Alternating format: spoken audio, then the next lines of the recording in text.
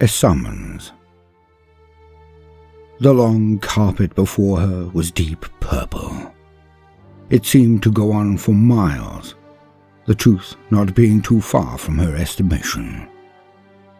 To her side were huge colonnades, sumptuous expansive windows of every shade and hue, depictions of ancient history, victories, honors, and horrors, the very history of this world.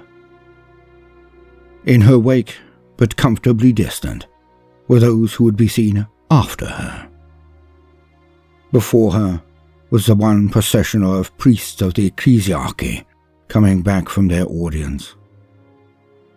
She strode the carpet alone, head held high, pace wide and expansive.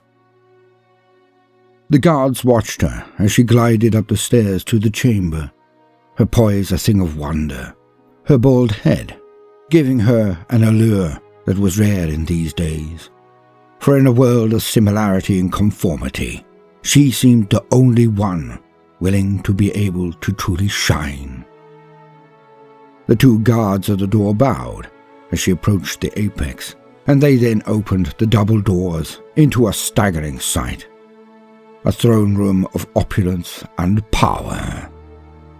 Of course, no less than the regent deserved. For this world, this abscondite tenebrae, was rich and important, and the line of regents had been long and near uninterrupted since the days of blood.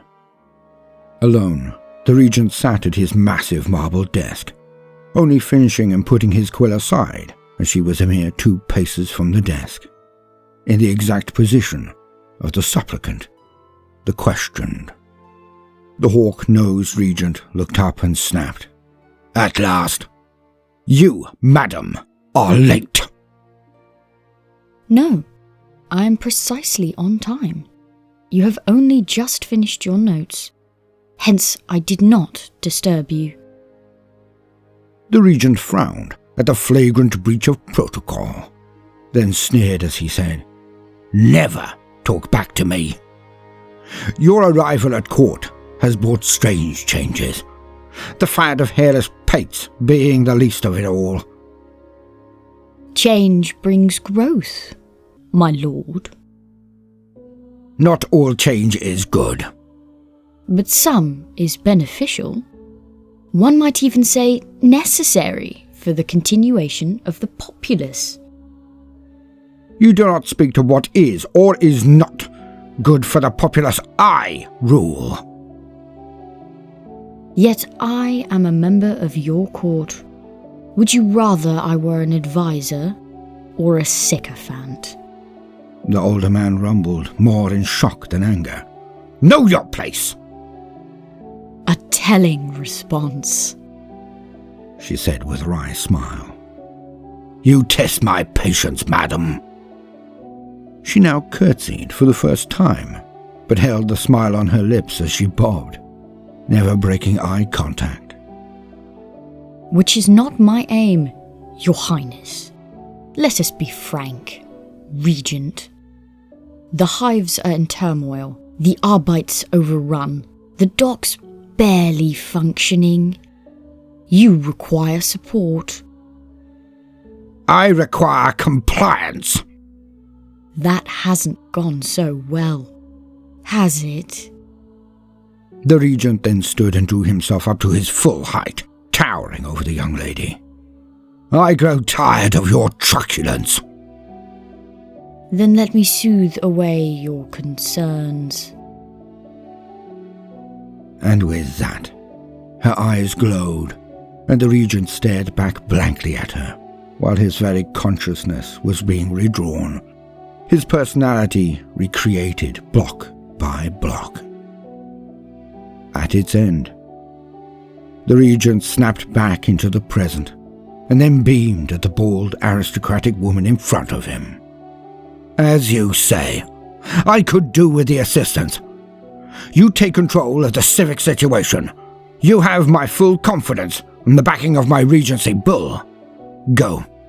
Bring order back to my realm." As she held out her hand, The regent walked around the huge desk and passed her what she had been waiting for. She, the Magus, then turned and swept from the room with his ring of office. She walked the carpet out of the audience halls, going to rule in his stead. Aberrance. What a day. What a day. It was one of elation and horror, exoneration and defeat. My best and worst day, all wrapped up in the same rising and setting of the sun. One day. I have never liked AMASEC. On the first day I joined the PDF, the Planetary Defense Force. I had my fill of the stuff. Fine going down, but a nightmare coming up. The scorching of the throat, the endless mess, the stench. The inability to get rid of it, despite blowing my nose and spitting for what seemed like hours. Thrown into the showers as I was, I despised AMASEC. Have done since that day. It has never been repeated. So when the rest of them all made tipping gestures whenever I was around, staggered in impressions of me, derided me endlessly for decades, I definitely had enough of it. But it never ended, never let up. My career was in tatters. I'd been raised to a minor officer role back then. I had been placed in charge of a low-level dignitary, a cushy number, a foolproof first rung on the ladder of command. I had everything to look forward to at that point. I was riding high. But then that night happened, and it all changed then. I had been in charge of a detail of some 5 men, including me, that's all. Standard perimeter guard duty, nothing to write home about. Usually, at any rate. But not this night. For out of the gloom, a solitary giant had emerged, had rushed at our 2 men on the door, and gone straight through them as if they were nothing. Nothing. As the monster smashed through the front of the building, not even the door, just the front of the building. We fired and fired, unloading our lasguns into it, but nothing stopped it. My remaining 2 troops were less than children in size and power compared to this thing. It simply lifted one up and smashed it into the other. Sad. I can't even remember their names anymore. But then, it has been more than 20 years since that night. The night I also unloaded my clip directly into the chest of the attacking horror. It was huge. It did not stop. But for some reason, it just backhanded me. An insult, maybe. I lost teeth. My jaw was cracked in a dozen places. Obviously, I passed out instantly. But I lived. I lived long enough to regret doing so. For when I gave my report, told the officers of the beast, they just looked at me blankly. I knew they thought I was lying, despite the evidence of the confrontation, despite the decomposing smashed corpses of my men. And so they ignored the truth and laid the blame at my door. But there was just enough doubt. They were not certain. Or otherwise, they would have executed me for incompetence, dereliction of duty, or a myriad of other transgressions. But they did not. So deep down, they must have known I was telling the truth. They just did not want to confront this truth. So they buried it. And they buried me. My career, my life. They busted me down to patrol, and I never got raised up again. But now, today, I am exonerated. Much to my regret, I guess. For havoc broke loose last week, 20 years later now. A rebellion swept the entire hive. We were run ragged, the PDF, trying to bolster the lines, trying to cull the recalcitrant hivers, trying to work out what started it all, why they were so enraged, for none of it made sense. A real rebellion usually takes years, makes demands, shows its numbers to gain more through social proof and example. But not this time, for the entire planet seemed to just erupt as one. Eventually, after a few days of fighting, I knew why. The Xenos. There had to be Xenos behind it all, because the thing I had seen that night was no man, no human. And when we were ordered to form up on the main walkways to prevent a mass push of the rebels, this is where I was set free. For it was now proven. I was in the third line, firing as I had always done, accurate as any there. But then they appeared in my scopes. Behind the rabble of maddened hivers, sneaking towards our lines, I saw one, then more. Hunched over, it was still as tall as a man, even so. I tried to scream a warning to alert my officer to the threat, but it was coming from me, old squiffy Samsonell. So he ignored it, thinking that perhaps I was still trying to clear my name even amongst all of this horror. So they hit us. The huge things came out of the front lines of the horde and barreled straight at us. We fired. Thrown did we fire. Some of them went down, but not many. It was like fighting power armor. So few of them went down. And then they hit our lines. Picks with energy fields, hammers with a shock effect. They crushed us. It was like watching a Marine walking through Tau. They were whirlwinds of hate. And if you avoided their massive swings, their makeshift bludgeons, then their little clawed extra hands tore faces off, ripped straight through armor, punched through chests. I ran. So many of us did. I could not fight the urge to laugh as I did, though, for the irony of it all. I had been proven innocent. I was not a drunk or an incompetent. I was innocent. But then, at the rate things were going, it would make no difference now. For whatever they are, wherever they come from, whoever is in charge of them, these Xenos will now take this world. White Shields. It was not my time. It was my brother's. This was his moment. I was to be left behind, to start my training, to become a guardsman.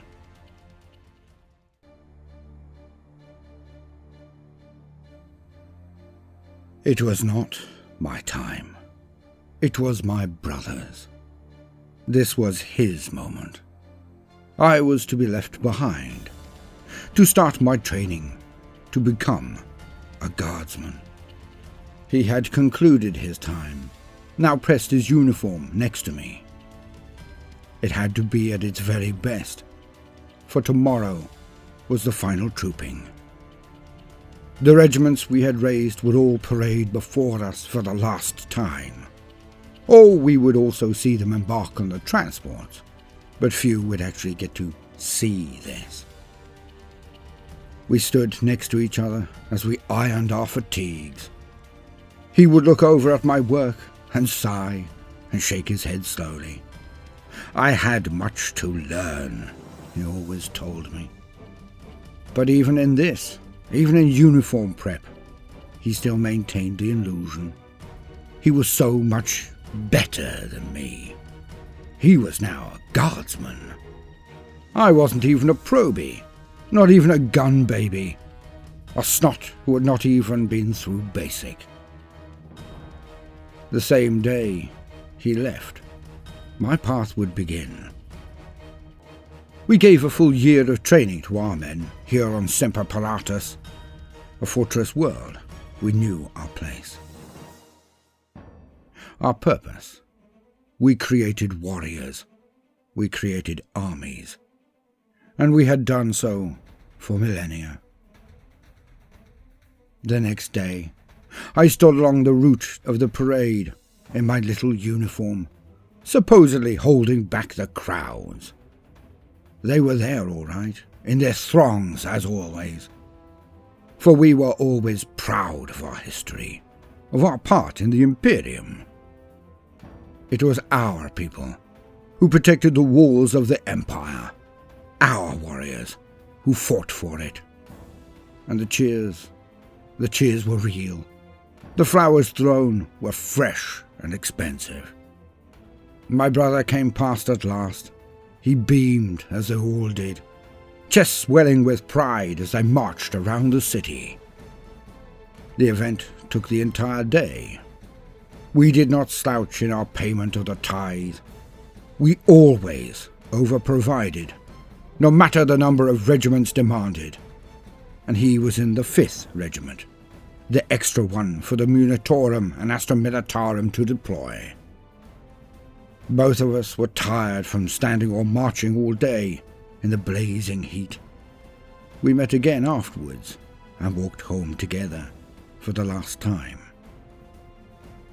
But then, that is when it happened. It all changed when we walked through the door to our hab.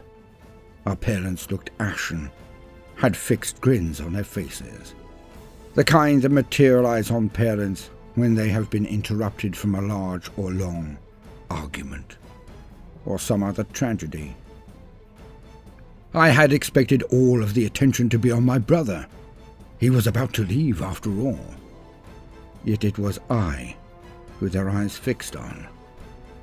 They beckoned me over, communique in hand. My father walked to the table to sit down. This was serious.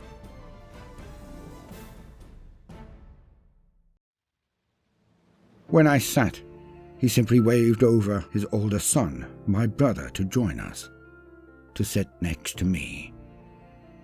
Was it so I could not see his eyes, see his reaction? My father pushed the letter toward me as he spoke in firm but quiet tones, explaining its contents. And I did not hear him. I could not. I looked at the letter, and my world fell out beneath me. For I could only see the central line, all in bold. My name, my age, my number, and a disembarkation zone and time. Impossible. I held it up to read it again, in full. My father simply repeated himself slowly and calmly. A tiny whine escaped from my mother before she left the room. I had been called up early. An entire year early. I would not even get basic. My brother read it alongside me. His reaction was calm, but telling. He just stared at me. His eyes swam, as did my mind, because I could see it in his wide orbs. He wanted to project comfort, as my father did, but all both reflected was one simple sentiment. You are already dead. I knew it. They knew it. I was going to be what they call a white shield. Oh, we had heard of such things, such units. We had always sneered at those who allowed this. The mobbing up of men and women and simply hurling them at the enemy? Never. Never in all of the time of Semper Paratus had this happened. We had always over-provided. We had always exceeded our tithe. We had always thought this was more than enough. But this time, it was not. My father explained the need, the desperation that our people faced if this had to be done, had been necessary at all. I had no time. None. I would be disembarking on the same transports as my brother tomorrow. We would be trained in transit, is what he had told me, for he had told me much that night. Almost desperate to impart their knowledge, my father and brother had kept me up all night, had assured me I would not need my mind until on ship, so they tried to give me all that they knew in that one night. Impossible, of course. I could not take it all in, but I listened. I absorbed as much as possible. My brother would tell me what to expect in training, my father what to expect in the field. It was not as it was shown in the vids and pics. It was not as it should be. For I had not even earned my rifle, had not even earned my badge. They did their best, getting more frantic as the hours rushed away. But eventually, it had to end. We had to get ready to go. I was tired, and they had smashed my mind with it all. I now felt the first pangs of resentment. Why? Why did the Departamento not tell us before? Did they hide it from us, to reduce possible pushback? Did they hide it from us, so we could not abscond? Or did they simply not know until the transports had arrived what would happen to the world now? For if I had been called up, then surely all of our cohort had. What would happen? Would they reduce the age of intake? Would our world reduce the criteria for next year? For they were taking not only this year's offerings, but next year's too. But soon, activity, bustle and movement prevented me from ruminating more, because it was already time to go. And so we did. Marching out of our building, as was the custom, joined by all of the others from our hab block. We joined the ranks that filed past. He, my brother, in the named regiment. I joined the white streaked lines of the untrained, the White Shields. And we were a mess. We could march, of course we could.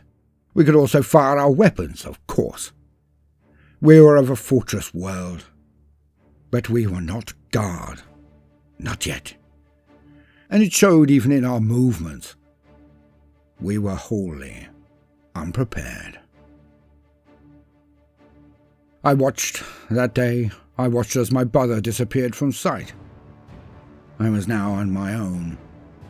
I may never see him again. I would definitely never see my parents again. Well, not unless I was a 1 in a million like my father.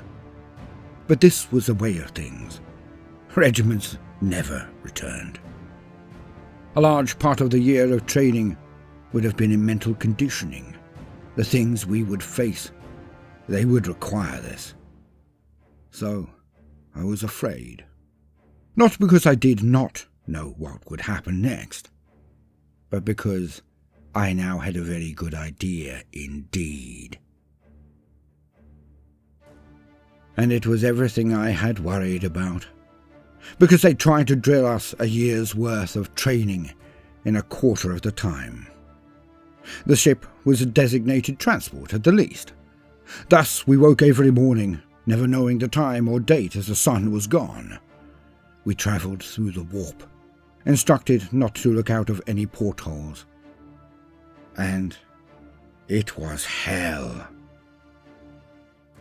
You see, they could shift and change corridors, could erect new battlefields every day. Never the same pattern on any consecutive day. And it was hard. We were pushed beyond breaking point by our frantic sergeants.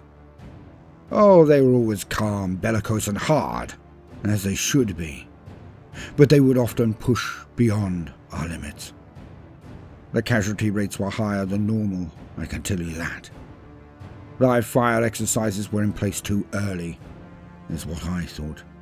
But, being frank, it did cut down on those who dragged us all back. We were better for it. But it did not feel as it should. Some of them should have made guardsmen. We barely got to grips with one drill, formational order, before we had to enact it in detail, in live scenarios. And we learnt fast, but it did not embed as it would over a year. And I was aware of this more than most. Because we had not gone through the mental disciplines for long, not nearly long enough, before we all felt that special lurch. The stomach-shredding knowledge that we had returned to real space. And it was only a week of further transport before we were down there, in the halls of hell itself, on the surface.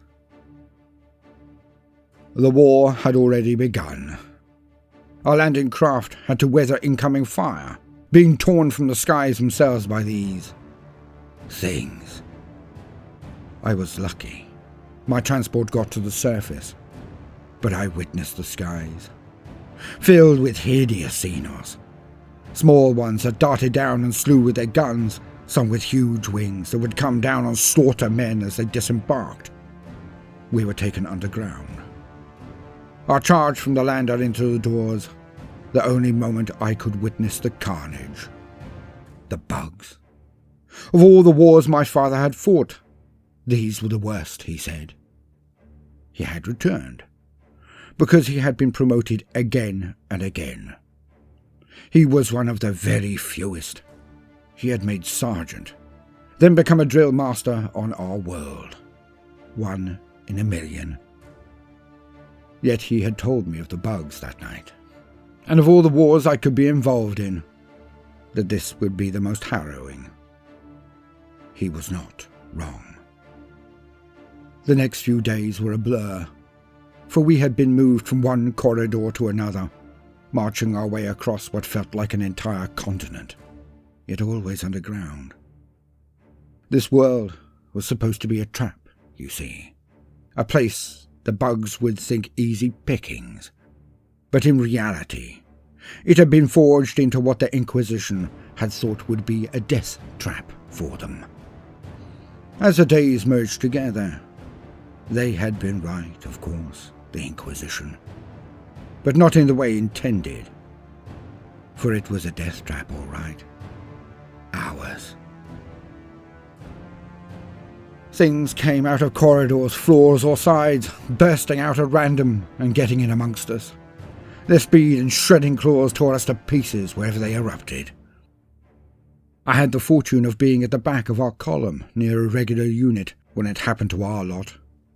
We screamed, bellowed orders, curses, hatred, filling the corridor with our noise. We would pull back and attempt to shoot the things, but often kill each other instead.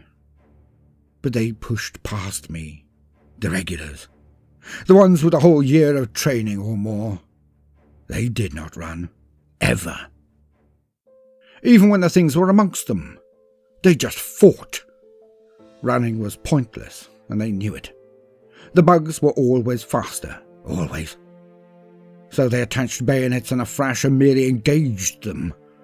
And in so doing, those behind them could form gun lines, rank up. If the regulars won, no issue.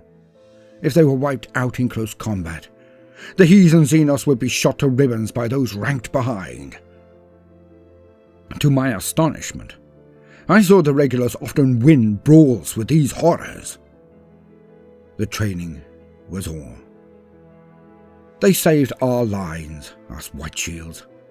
We were mauled, but not outright massacred. A timely intervention indeed. But it showed how unready we were. The difference those extra months made. And so, we rushed from defence post to defence post, falling back or pushing forward, always underground, always boxed in, always a second away from breaking and running. But, as things go, as the time passed, As the sleigh stack grew, the tally diminishing our number, we learned. We fought. We became disciplined. We became veterans. It was Intersection 354 that did it, though, when we were given our due. For 24 hours, we were told, we would have to hold. 354 had a dozen corridors leading from it to it, and all but one of them was a source of potential assault, a danger spike. We set up our nests, brought forward the only heavy weapons we were permitted to deploy, the only ones we had been trained in, las cannons. There was no other unit available, and we were informed by the command staff that there would be no relief for a full day. We had to hold. Had to. And so, we did. We did. The first 6 hours were silent as the grave. The dropping of water, the only sound to resonate in the entire area. Not one of us spoke, for fear of alerting the bugs to our location. Not one, for 6 hours. Then, it began. One corridor at first, then another. A few bugs, the little ones, appeared and looked about. We shot their heads off immediately. They were probing. The damn bugs were probing our lines for weakness. Most thought they were just animals, but I knew better. I was astonished at how much of that gabbled rant from my father and brother had actually stuck. I knew better. And they came, not from one place, but from many, all at once. Our lines held, but only barely. They got to our barricades at least 3 times in the first pushes, and when they were amongst us, they ripped us apart easily. But those behind held and fired into the frays. Some of our colleagues were killed, but not enough to prevent the actions, and not enough to risk the bugs getting into the intersection in numbers. So we held.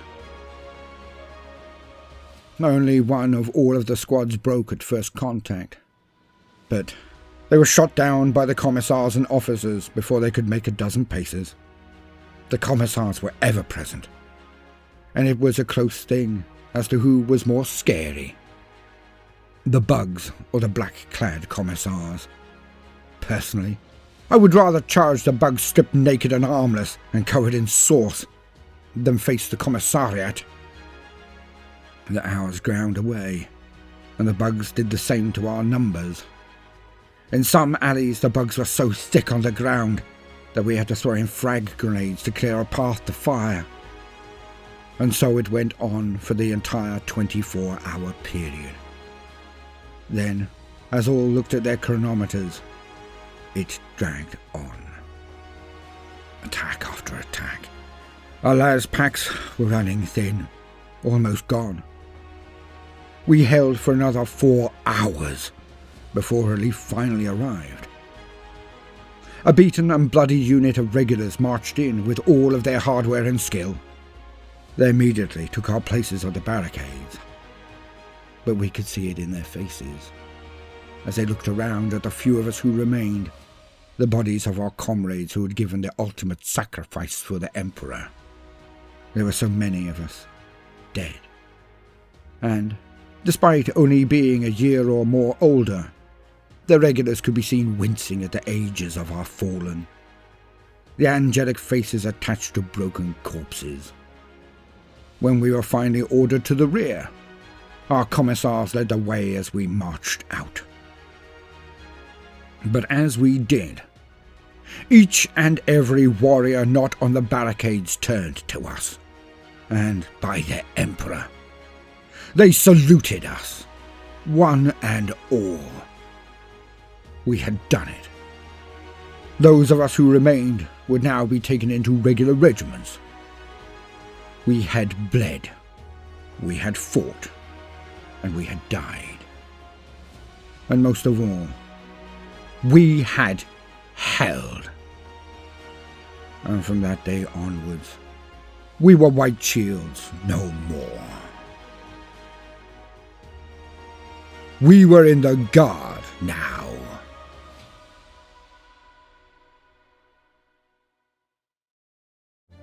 Old One-Eye. The campfire roared as the guardsmen huddled around it for warmth. The young faces of the recruits were everything they should be while on drill. Haggard, exhausted, yet alert. They knew there would be no live exercise tonight. The sergeant had taken off his legs, said that they had given him gyp. So there he was, sitting on a log, a paragon of martial excellence, until one looked down and saw that he did not reach below his upper thighs. They were missing. Yet, even then, most in the squad knew he could have slaughtered most there, even without them. But it did mean that they could relax tonight at least. The squad had been beasted by their sergeant remorselessly, yet now they could sit and relax for a short period. All looked at the sergeant as he began to respond to the question. A simple statement that all had expected to evoke nods of agreement from all, even the sergeant. When he had not done this, had not instantly agreed, the collected faces of the recruits had fallen. All watched as he took out his pistol and looked at it, then raised his eyes to each of them as he looked around the congregation of the campfire. The bugs. Where to begin? I fought against them on my first deployment. All of the recruits now leaned forward slightly, intent on his every word. My brother had finished basic. He was to go the next day, which is exactly when I received my call-up papers. I had not even started my time in training, yet off we went. The young men and women now looked on in awe. Their sergeant had been one of the untested, the only regiments ever to leave their world without having gone through basic. It had never happened before. It had never happened since. Yet here was one of them. He had not only survived, he had done the legendary. He had managed to shine so well that when he was injured, he was not merely given a new set of cyber legs and sent back to the front. He was returned to their home world, a singular honor, to train the next generation of warriors. He had excelled, was one in a literal million. But his legs were still metal, nor were they combat models, for he could be heard coming for leagues around, the pistons of his legs pumping and letting out metallic screeches when pushed to move fast. The sergeant had them in the palm of his hand. No, they do not have heroes as we would call them, I guess. It is never a good idea to think of the enemy, to try to think like the enemy. That way leads to heresy. But they are not all the same. Despite how the tech priests may scream that they are just bugs, just animals, there are some among those hordes that are as canny and cunning as any of you, more so. There is the Red Terror, their lead assassin, the Swarm Lord, their general. But I don't know much about them. There is one more, and this one I do know about. So take a piss if you've a soft constitution, because I am about to tell you about how I barely survived my encounter with Old One-Eye.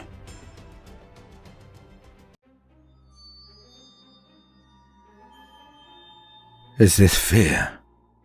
Is this the ultimate expression of it? Where feelings take over and present themselves so powerfully as they override the signals to the brain, mimic sensation, override it. For I have never been more afraid in all my days. But my stomach hurts so.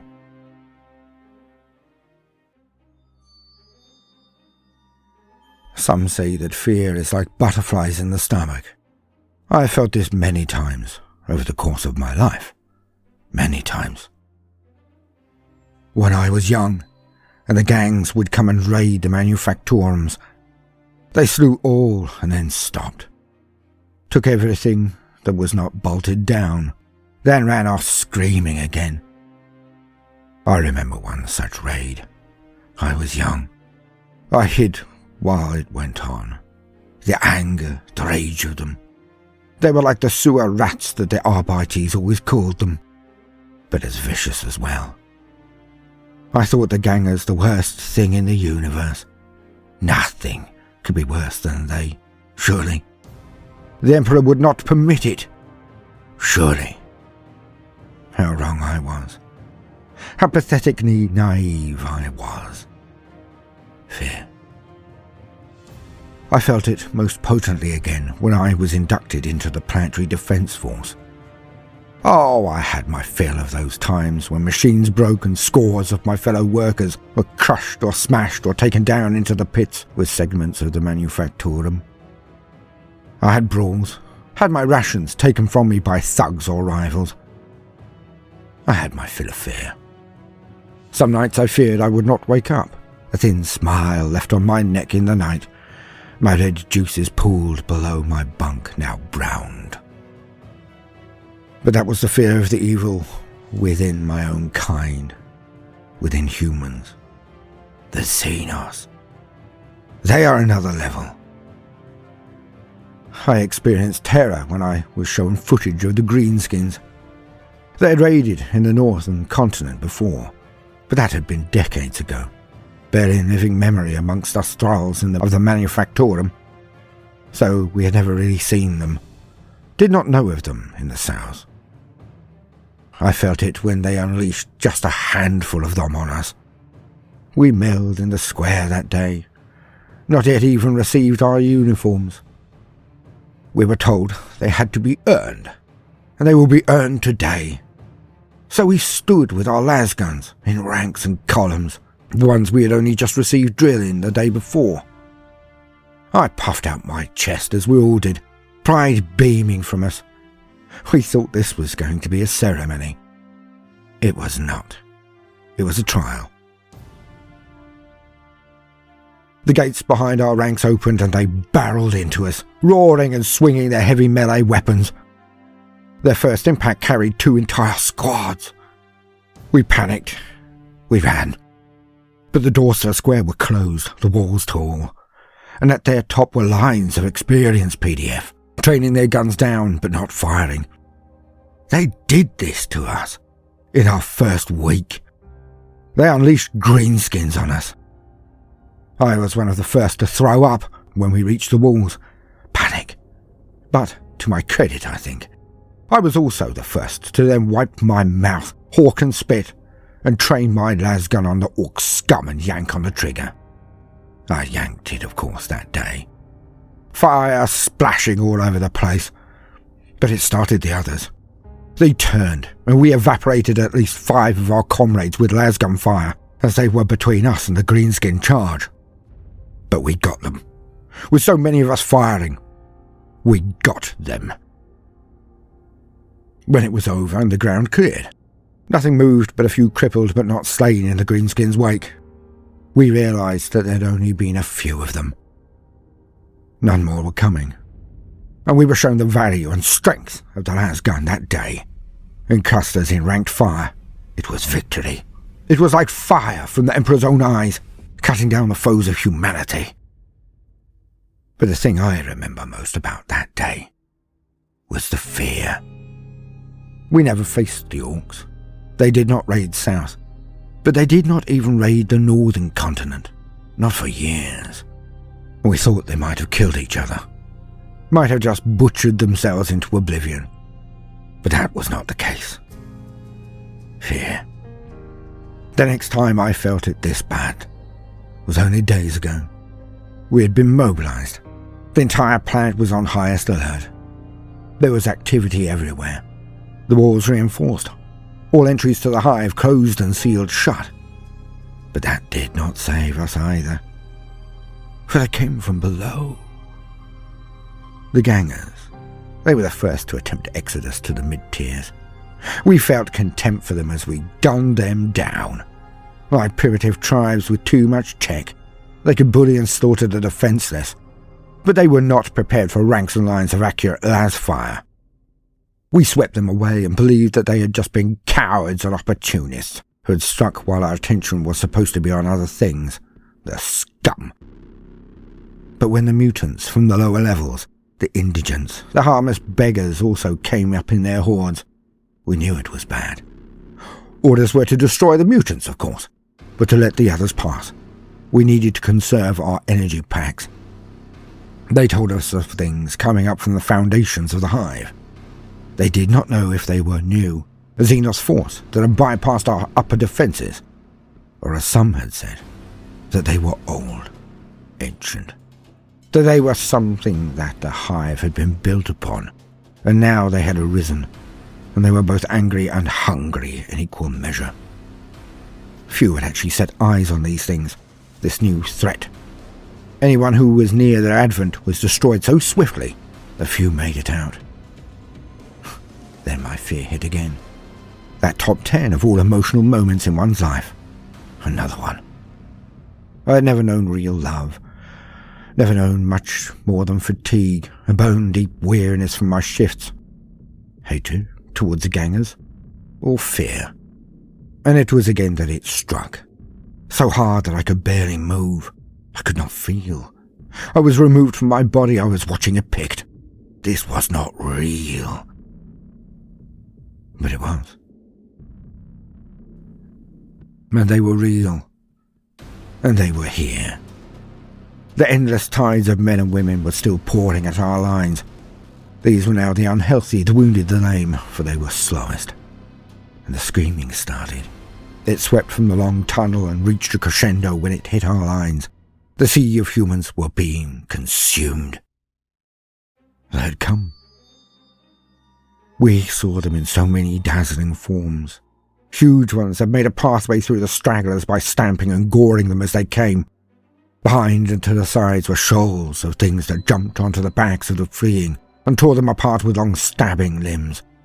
A carpet of tiny things came behind them.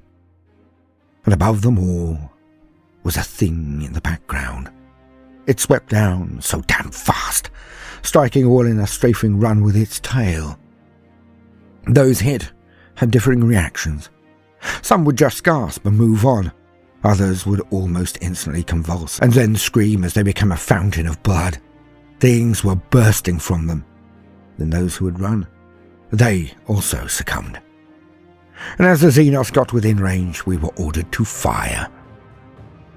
The few special weapons teams and the one Lehman Russ battle tank we had all concentrated their fire on the huge things, cutting them down. But there were always more. The leaping things about the size of a man we infantry shot down, thousands of lasers scything into their ranks as they advanced down the tight confines. It was dark, but for the fire of our guns, the explosions that had torn into the horror before us. And it was in the panic, in the confusion, in the dark, that I felt a thump on my back, a push that I staggered from. But when I turned around, there was nothing there. I swung my head to look at the people next to me. Someone had a lousy sense of timing for a joke. The sound of wind over my head. I saw what was happening. My friends all along our line. They were screaming, they were staggering around. As I looked on, the fear began to attack my innards as it had never done before. Because the people around me were now bursting, their skin erupting and those things coming out of them, crawling and burrowing out of them, eating what was left as they are growing before my very eyes. Like some educational picture show about how things grow over time, they are literally becoming things in front of me. My stomach hurts. Is it the terror? I have not soiled myself, yet it hurts. How can fear hurt I take my lasgun and fire it over my shoulder as I run. I run. I stagger. I stagger, clutching my stomach. I am too slow. They overtake me. A carpet of these tiny horrors is passing me, going around me. All forward, not to catch or surround me. The things do not attack me. I slow down, not understanding. Am I blessed? Has the Emperor made me invisible to these things? Anathema to them. Even the larger bounding things are moving past me. They do not strike. Am I going to live? I stop and fall into myself on the floor, curling into a ball. My fear is so much I feel it would kill me, despite being now immune to the Xenos. Blessed. My fear. It consumes me from my innards. I scream into the high ceiling as I feel it manifesting inside me. As if summoned, it is taking me over, tearing me apart. The scream that tore from the throat of the man was his last. A Tyranid ripper tore through his stomach, then devoured him to the last. It was engorged and grew in size, then joined the endless tides of its kind that went forever up into the hive, consuming everything and everyone in their path. And above them all, the parasite of Mortrex swept, increasing the tides with every pass over the defenders' lines.